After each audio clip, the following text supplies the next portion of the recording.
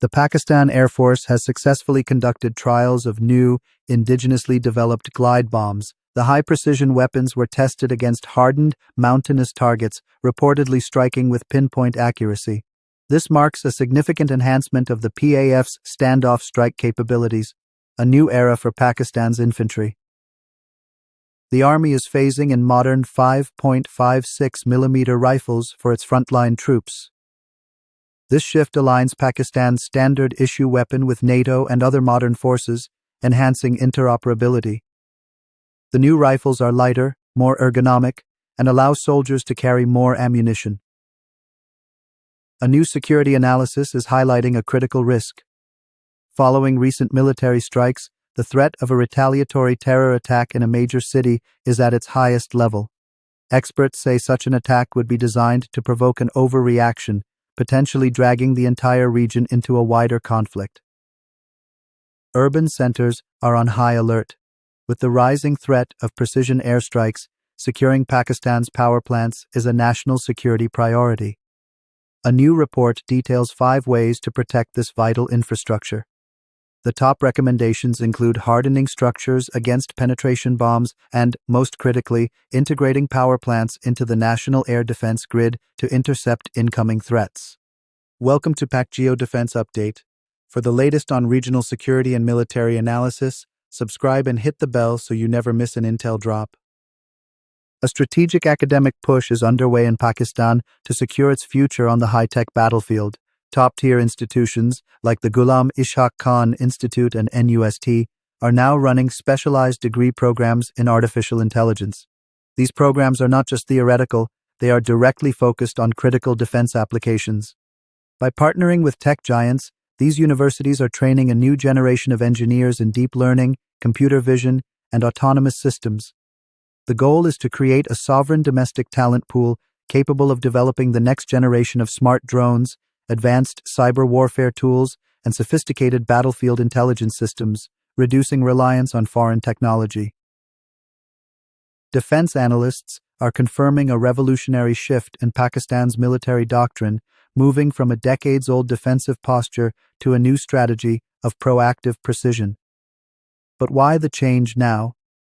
The catalyst is twofold: lessons from recent regional conflicts and the maturity of Pakistan's own missile technology. The new doctrine, institutionalized by the creation of the Army Rocket Force Command, is less about reacting to an attack and more about deterring one. It leverages new assets like the Fatah series of guided rockets and cruise missiles to hold high-value strategic targets, such as air bases and logistics hubs, at risk with conventional precision strikes. It's a clear signal that Pakistan intends to control escalation from the very beginning. Islamabad is facing a new economic reality as global donor fatigue sets in. The critical question being asked in financial circles is how Pakistan will adapt if international aid is significantly scaled back. The government is now being forced to pivot, having already designated 2026 as the year of reform. With meager aid received after the last floods, the reliance on external crutches is no longer viable. The new strategy involves a painful but necessary structural overhaul, aggressively broadening the tax base, boosting the export sector, and attracting foreign direct investment rather than aid. In the social sector, NGOs are also pivoting, turning to the Pakistani diaspora for funding to keep vital health and education projects alive. Pakistan's battlefield awareness capabilities have just received a major upgrade. Defense sources report the successful field testing of new, indigenously developed mobile SIGINT, or signals intelligence, vehicles. These advanced platforms are essentially high-tech listening posts on wheels, designed for rapid deployment along sensitive borders. So what can they hear? These systems are built to intercept a vast spectrum of communications, everything from enemy radio chatter and tactical data links to mobile phone calls and radar emissions. This provides commanders with a real-time electronic map of the battlefield, allowing them to track troop movements and anticipate enemy actions well before they happen. Pakistan's military is taking its information war to the digital front lines. The ISPR is now actively using open-source intelligence, or OSINT, to systematically expose and dismantle militant networks. This strategy turns the terrorists' own digital footprint against them. By meticulously analyzing publicly available data like social media posts, geotagged images, and website registration data, ISPR's analysts can map out propaganda networks, identify key nodes, and track their connections.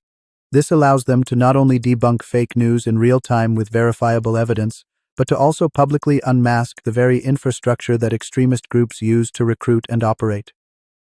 Pakistan's new, stricter trade policies with Afghanistan are beginning to inflict severe economic pain on Kabul.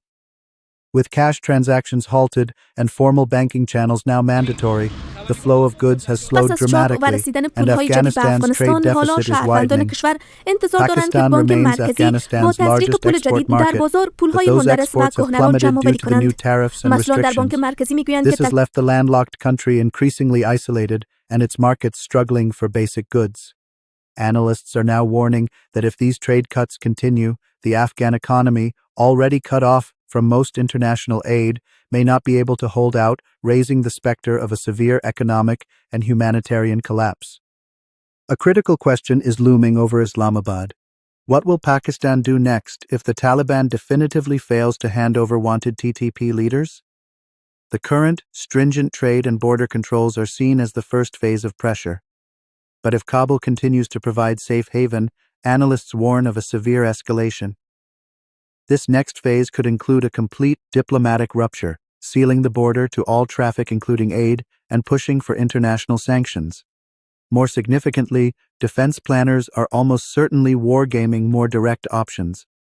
This includes the possibility of hot pursuit operations or precision counterterrorism strikes against TTP command and control centers inside Afghanistan. Such a move would be a high-stakes gamble, but the status quo of cross-border terror is increasingly viewed as unsustainable. In a significant development for regional maritime security, Pakistan and Oman have unveiled an enhanced naval cooperation pact. This agreement deepens their strategic alliance, establishing a new layer of security in the vital Arabian Sea region. Building on a history of close defense ties and frequent joint exercises like Tamar al-Tayyib and those conducted during regional maritime security patrols, according to Radio Pakistan, this renewed commitment aims to counter emerging maritime threats like terrorism and piracy.